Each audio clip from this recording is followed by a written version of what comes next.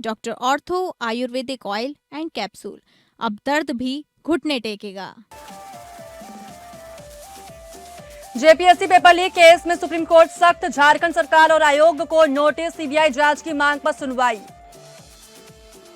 सरकारी आवास से बेदखली के खिलाफ महुआ मोइत्रा पहुंची सुप्रीम कोर्ट, नादिया प्रशासन पर आधी रात कार्रवाई पर का लगाया आरोप। कलकत्ता हाई कोर्ट के आदेश के बावजूद बेदखली का दावा, सीजीआई बोले मामले को देखेंगे।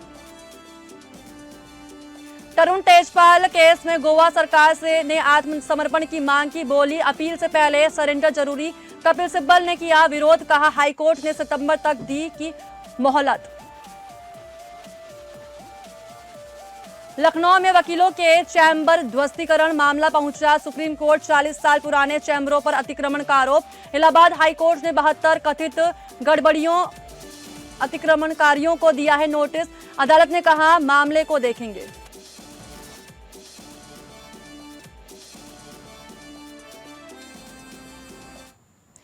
नमस्कार, आप देख रहे हैं हमारी खास पेशकश लीगल हेल्पलाइन और मैं हूं आपके साथ नेहा।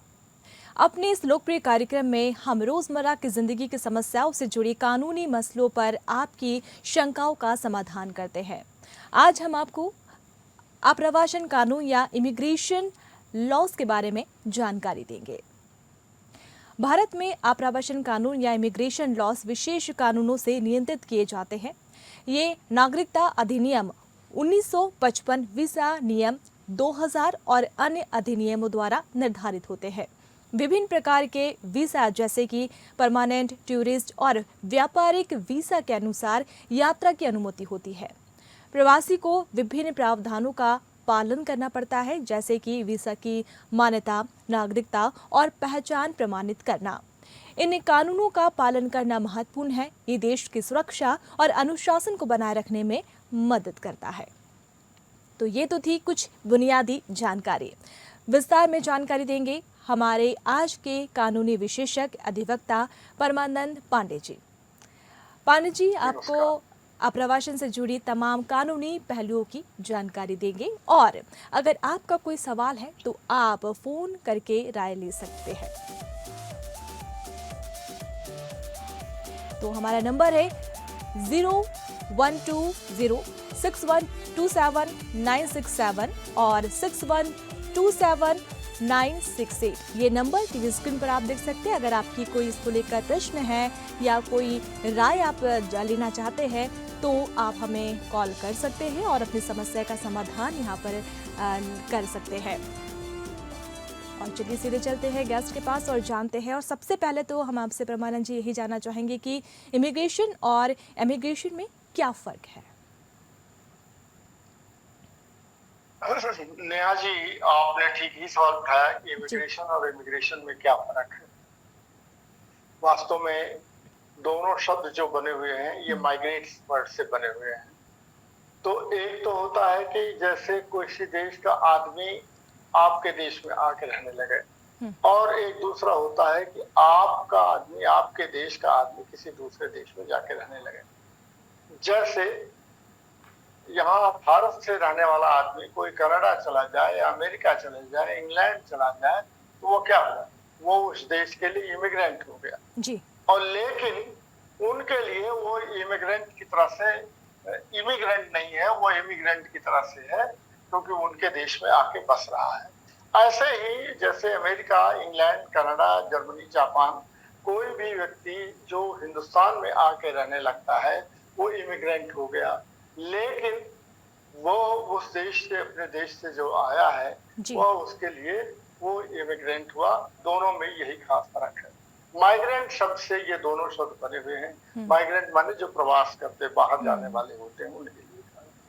तो इसमें दोनों में खास व्यक्ति एक ही होता है। एक व्यक्ति माने जिस देश में आता है और एक व्यक्ति किसी देश में जाके रहता है। ये दोनों में यही फर्क है। बाकी दोनों में कोई इस ढंग का खास फर्क नहीं है जिसको लेकर के कोई बहुत बड़ा वितंडा खड़ा किया जा सके।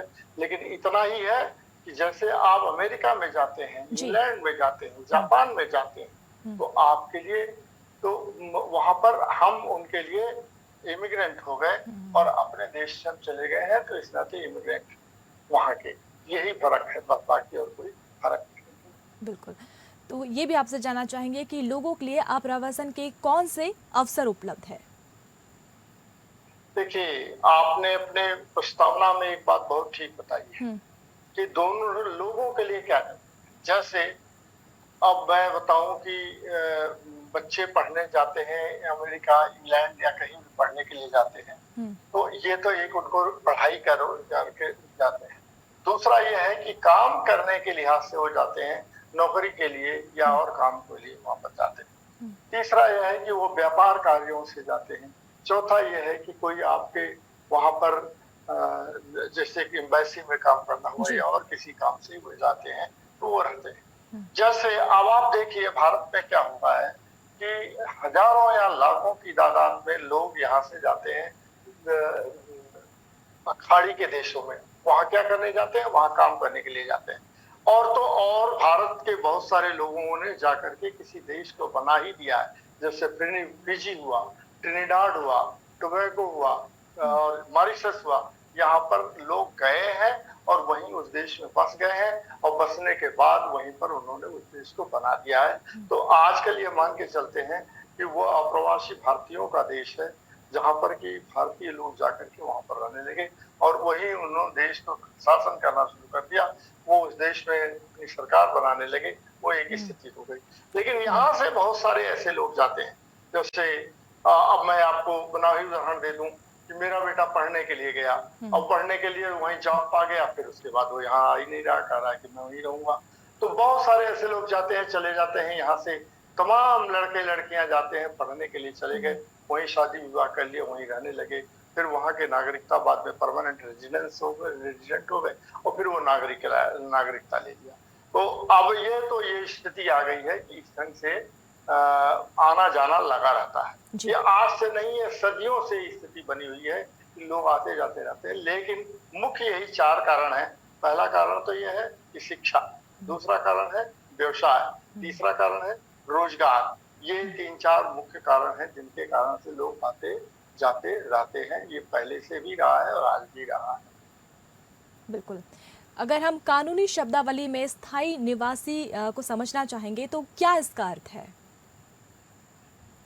देखिए, कानूनी निवासी परिभाषा जो है ये परमानेंट लीगल रेजिडेंट जिसको आप कहते हैं। तो ये हुआ कि जैसे अमेरिका, कनाडा, इंग्लैंड में ऐसी स्थिति है कि ये परमानेंट रेजिडेंस के आपको अधिकार मिल जाता है। जैसे आप गई हैं मान लीजिए, या कोई आपका हमारा कोई आदमी वहां रह रहा है, तो वो चला गया वहां पर, तो वो क्या करेगा? वो अप्लाई करेगा परमानेंट रेजिडेंस के लिए। वो पीआर उसको कहते हैं, कनाडा में उसको पीआर बोलते हैं, अमेरिका में उसको ये परमानेंट स्थायी निवास कहते हैं। कि आपको ग्रीन कार्ड मिल गया है, वहां पर आप उस ग्रीन कार्ड को लेकर के अपने देश में आ जा सकते हैं और काम कर सकते हैं वहां पर। तो ये तो हुआ मेन चीज की परमानेंट रेजिडेंट्स के लिए आपको वहां पर आने जाने की सुविधा मिल जाती है और वो आपके लिए हमेशा वीजा रिन्यू नहीं कराना पड़ता है। जैसे अभी मैं मान लीजिए जाना चाहूँ तो मुझे वीजा बनवाना पड़ेगा। वीजा बना करके उसी के आधार पर मैं वहां पर जा सकता हूँ, पासपोर्ट दिखाना पड़ेगा।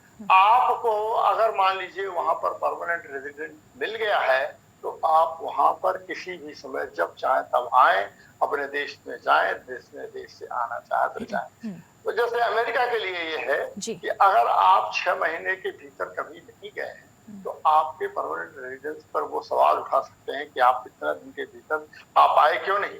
इस नाते उनके यहाँ वो जाने पर आपको परमानेंट रेजिडेंट पर आपको एक रिन्यूअल कराना पड़ता है कि आप गए हैं 6 महीने के भीतर, आप कम से कम अपने देश आए। अपने भारत में भी है कि मान लीजिए आप चले गए हैं और वर्षों तक नहीं आ रहे हैं, तो वो भारत में भी इस चीज को, नागरिकता को लेकर के सवाल उठता है।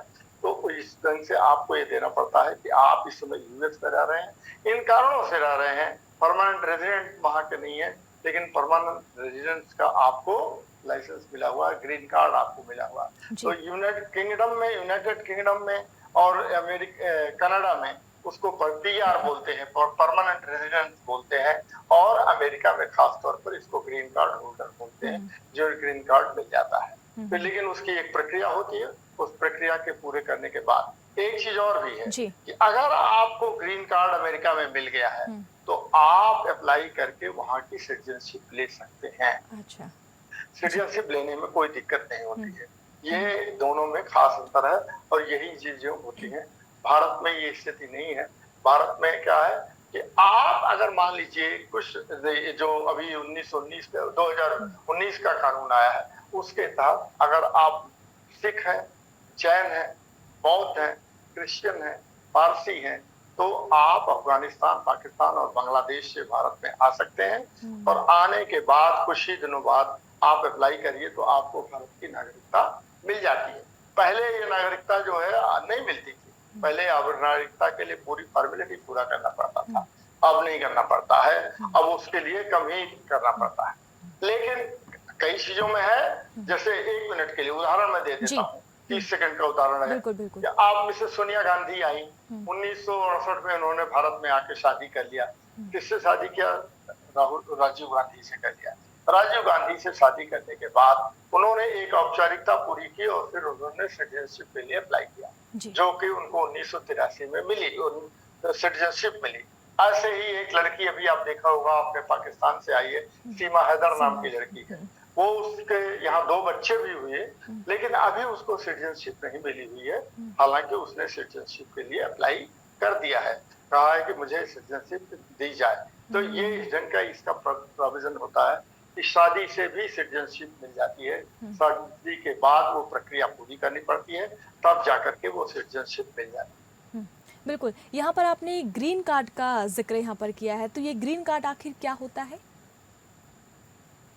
देखिए, ग्रीन कार्ड तो उनका अपनी परिभाषा है कि ग्रीन कार्ड मिला हुआ है। वास्तव में अभी तो आप लोग बच्चे ही हो, तो अभी आप मान लीजिए कभी यहाँ से मौका मिला, अमेरिका चले गए या चले आए, तो वहां पर क्या करते हैं कि देखिए कुछ खास चीजें होती है जिसको लेकर के लोग रहना पसंद करते हैं। कहाँ पसंद करते हैं? जहाँ आपको अच्छा रोजगार मिल जाए, जहाँ आपके जीवन का स्तर सुधारने का अच्छा मौका मिल जाए, जहाँ आपकी स्थिति ये हो गया कि यहाँ आपको मान लीजिए 1 लाख रुपए सैलरी मिल रही है और वहाँ 10 लाख रुपए के करीब सैलरी मिलने लगती है, तो आपका निश्चित रूप से जीवन स्तर सुधर जाएगा। ऐसी स्थिति में क्या करते हैं कि लोग ग्रीन कार्ड के लिए अप्लाई करते हैं। तो अमेरिका में आपको पीआर की तरह से, जैसे एक परमानेंट रेजिडेंट की तरह से आपको वो लाइसेंस दे देते हैं, ग्रीन कार्ड दे देते हैं। उस ग्रीन कार्ड का उपयोग करते हुए आप अपने देश जब चाहें तब आएं और जब चाहें तब जाएं। उसमें कोई आपको रोक टोक नहीं होती है और वीजा लेने के लिए आपको कोई जरूरत नहीं पड़ती है। वीजा की लाइन में खड़ा नहीं होना पड़ता है, वीजा के लिए अप्लाई नहीं करना पड़ता है, वीजा की फीस नहीं देनी पड़ती है। तो ये ग्रीन कार्ड का खास तौर पर मतलब यही है कि अमेरिका में ये ग्रीन कार्ड की प्रसिद्धि है कि वहां पर ही ग्रीन कार्ड आपको दिया जाता है और जिस ग्रीन कार्ड का उपयोग करते हुए आपका आवागमन बहुत ही तरह से सुविधाजनक हो जाता है। ये है ग्रीन कार्ड का मतलब। चलिए लीगल हेल्पलाइन में और चलिए हम अपनी चर्चा को आगे बढ़ाते हैं और चलिए बातचीत को आगे बढ़ाते हुए बात करते हैं प्रमाणित जी से और जानते हैं कि ई सत्यापन क्या होता है। नेहा जी, ये आपने एक अच्छा सवाल उठाया है कि ई सत्यापन किसके। देखिए, ये ई सत्यापन जो है ये इलेक्ट्रॉनिक वेरिफिकेशन जिसको कह सकते हैं, ये एक तरह से सत्यापन हुआ। ये डिजिटल वर्ड है। हाँ। आप इस सेंस में कि मान लीजिए कोई काम कर रहे हैं अमेरिका में, कोई बिजनेस शुरू कर रहे हैं, कुछ स्टार्ट कर रहे हैं, तो वो इसके लिए आपका क्या होता है कि फिजिकल वेरिफिकेशन की जरूरत नहीं होती है, आपका इलेक्ट्रॉनिक वेरिफिकेशन कर दिया जाता है। वो उसमें वेरिफिकेशन में अच्छा, अमेरिका में एक चीज और खास चीज पर बता दूं मैं आपको। अमेरिका के बारे में इसलिए मैं ज्यादा बात कर रहा हूँ क्योंकि मुझे कई बार अमेरिका जाने का मौका मिला है। तो वहां पर क्या है कि अगर मान लीजिए आप कोई बिजनेस स्टार्ट करना चाहते हैं और अभी तो यंग आप बच्चे लोग हैं ना, तो आप लोगों को जाना चाहिए, दुनिया घूमना चाहिए, देखना चाहिए। वहां पर जा करके देखिए, तो आप कोई अगर बिजनेस स्टार्ट करना चाहते तो बिजनेस तो आपके सामने ऐसा नहीं कि इतना पैसा तो है नहीं, तो हम क्या करते हैं, लेकिन बहुत सारे ऐसे लोग होते हैं, मैंने देखा है, बांग्लादेशी आए हैं, पाकिस्तानी गए हैं, बहुत सारे लोग आए हैं, वो ऐसी स्थिति में है कि कई $मिलियन खर्च करने की स्थिति में होते हैं, अपना जमीन जायदाद सब कुछ बेच दिया है अपने स्वदेश से और वहां जाकर के कोई बिजनेस स्टार्ट कर दिया। यहाँ के भी बहुत सारे उद्यमी ऐसे हैं जो गए हैं और उन्होंने अपना बिजनेस स्टार्ट कर दिया है। जैसे नोएडा का ही एक आदमी है वो उसने वहाँ जूते बनाने की फैक्ट्री लगा दी है और उसने अरबों रुपया वहां पर खर्च किया है कैलिफोर्निया में, तो उस लगाया है। तो उसका क्या करेंगे कि आपका सारी चीज का फिजिकल वेरिफिकेशन तो संभव नहीं हो पाता है, अच्छा। तो ई वेरिफिकेशन आपको कर देते हैं और ई वेरिफिकेशन के आधार पर आपको ये अधिकार दे दिया जाता है कि आप इस बिजनेस को स्टार्ट कर सकते हैं। और बिजनेस किस चीज का स्टार्ट करते हैं, किस चीज का नहीं करते हैं, ये सारी चीजों को आपको उनकी संतुष्टि करनी पड़ेगी। ऐसा नहीं है कि कोई ऐसा बिजनेस स्टार्ट कर दें जिसमें कोई ड्रग का एक चीज हो, कोई ऐसी चीज हो, नहीं। आपको वही जो वैध बिजनेस है वही स्टार्ट कर सकते हैं, अन्यथा कोई बिजनेस आप स्टार्ट नहीं कर सकते हैं। तो ये वेरिफिकेशन का तात्पर्य यही होता है कि वो एक तरह का इलेक्ट्रॉनिक वेरिफिकेशन है जिसके लिए आपको जरूरी है कि आप बिजनेस स्टार्ट करने के पहले करा लें। बिल्कुल। और अगर वीज़ा समाप्त हो जाए तो क्या निर्वासित कर दिया जाता है? देखिए, वीजा का मतलब तो क्या हुआ, वीजा का मतलब एक हमारा ट्रेवल का लाइसेंस हुआ। जैसे हम एम्बेसी में अप्लाई करते हैं, एम्बेसी वाले हमको वीजा देते हैं और वो कितने दिन के लिए आपके साधन पर, जैसे कई लोग टूरिस्ट वीजा लेते हैं, कुछ लोग H1B वीजा लेते हैं, कुछ जैसे मेरी बहू अगर मान ली गई है तो उसने क्या किया है, वो लिया है स्पाउस वीजा, क्योंकि उसका हस्बैंड वहां पर काम कर रहा है, तो इसने वो स्पाउस वीजा यहाँ से लिया है। तो वीजा के तरह तरह के प्रकार होते हैं कि किस तरह का वीजा आपके पास है, तो उसके लिए आप जाते हैं। मान लीजिए वीजा आपका 3 साल के लिए लिया है या 2 साल के लिए लिया है या 5 साल के लिए लिया, H1B वीजा है आपका। H1B वीजा माने वहां काम करने का मौका मिला हुआ है कि आपको इतने दिन तक काम करना हुआ, या स्टूडेंट वीजा है, स्टूडेंट वीजा पर आप चले गए हैं, तो स्टूडेंट वीजा में जितने दिन की पढ़ाई हुई उतना दिन आप काम करेंगे। तो वीजा का मतलब यह है कि आपको उतना दिन के काम करने, उधर रहने के आपको वैलिड अधिकार मिल गया है। लेकिन आपने जो सवाल पूछा कि क्या वीजा खत्म होने के बाद आपको वहां से निर्वासित किया जा सकता है, इसकी भी एक प्रक्रिया होती है। तो मतलब तो यही है कि आप जितने दिन के लिए आपको वीजा मिला है आप उतने दिन रहिए वहां पर, फिर आप उसके बाद चले आइए। लेकिन ऐसा नहीं है कि आप वहां गए और तुरंत चले आए, ऐसा नहीं होता है। उसके लिए आपको पूरी प्रक्रिया पूरी करनी पड़ती है कि किन्हीं कारणों से आपको ज्यादा रुकना पड़ गया है, कि किसी का आदमी को चिकित्सा की जरूरत पड़ गई है, तो क्या करेंगे, आप तुरंत वहां से खाली करा देंगे, हटा देंगे? नहीं कर सकते। ऐसी स्थिति में आपको उसका एक निर्णय लेना पड़ेगा कि हमको और कितना दिन रहना है, कितने दिन नहीं रहना है। आपने देखा होगा, सुना होगा, अखबारों में भी खबर पड़ी होगी इस चीज को, कि कई लोग डंकी रूट अपना के अपना जाते हैं। लोग जाते क्या है कि यहाँ से जो कॉन्ट्रैक्टर, जो ठेकेदार है, जो और लोग हैं, एजेंट्स हैं, उनको पैसा देते हैं और पैसा देने के बाद अवैध रूप से वहां पर जाने लगते हैं। तो इसका मतलब ये नहीं है कि आप वहां से तुरंत हटा दिए जाएंगे, उसके हटाने के पीछे की प्रक्रिया है। आपको संतुष्ट करना पड़ेगा कि हम किन कारणों से यहाँ पर वीजा एक्सपायर होने के बाद यहाँ पर रह रहे हैं। वीजा एक्सपायर होने के बाद हमको रहने की जरूरत पड़ गई है, जैसे किसी को चिकित्सा की जरूरत पड़ गई, किसी की पत्नी मान लीजिए प्रेग्नेंट है, तो प्रेगनेंसी में वो कहाँ से भागी चली आएगी कि आ जा सके, तो उसकी प्रेगनेंसी की डिलीवरी के बाद ही वो वहां से आ सकता है। कई बार स्थिति होती है कि कई देशों में, हम आपको बताएं कि यहाँ हिंदुस्तान से बहुत सारे लोग गए हैं जो उनके अपनी पत्नियों के साथ गए हैं, वहां पर प्रेगनेंसी हो गई है, तो प्रेगनेंसी के बाद वो क्या होता है कि वो जो बच्चा वहां पैदा होता है, उनके यहाँ का नियम है कि उस बच्चे के पैदा होने के बाद वो ऑटोमेटिक रूप से वहां का सिटीजन हो जाता है। तो वो सिटीजन हो जाता है तो 6 महीने, 8 महीने, 1 साल के लिए वहां वो रहने देते हैं। फिर बच्चा तो सिटीजन है ही, माँ बाप भी उसी प्रयास में लगे रहते हैं कि हमको भी सिटीजनशिप मिल जाए, ये अलग बात है। लेकिन आपका जो मूल सवाल है कि क्या वो वीजा समाप्त होने के तुरंत बाद हटाया जा सकता है, नहीं, ऐसा नहीं होता है कि तुरंत हटाया जाए। उसके लिए एक पूरी प्रक्रिया होती है जिसको पूरा करना पड़ता है, तभी वहां से उनको हटाया जाता है, उनको वहां से डिपोर्ट किया जाता है और उस देश के लोगों को बताया जाता है, उस देश की सरकार को बताया जाता है कि आपका ये व्यक्ति, अमुक व्यक्ति इतने दिन से अधिक रह रहा था, इस नाते इसका डिपोर्टेशन किया जा रहा है, इसको हम भेजें। जी, चलिए, तो बहुत शुक्रिया परमानंद जी हमसे जुड़ने के लिए और इतनी तमाम महत्वपूर्ण बातें और हमारे दर्शकों तक पहुंचाने के लिए। तो फिलहाल आज के लीगल हेल्पलाइन में फिलहाल इतना ही, दीजिए अनुमति, नमस्कार।